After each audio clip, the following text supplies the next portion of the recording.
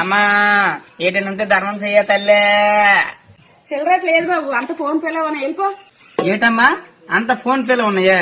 ఇదిగో నా దగ్గర కూడా ఫోన్ పే ఉంది, స్కానర్ ఉంది, స్కాన్ చేసి ఎంతో కొంత.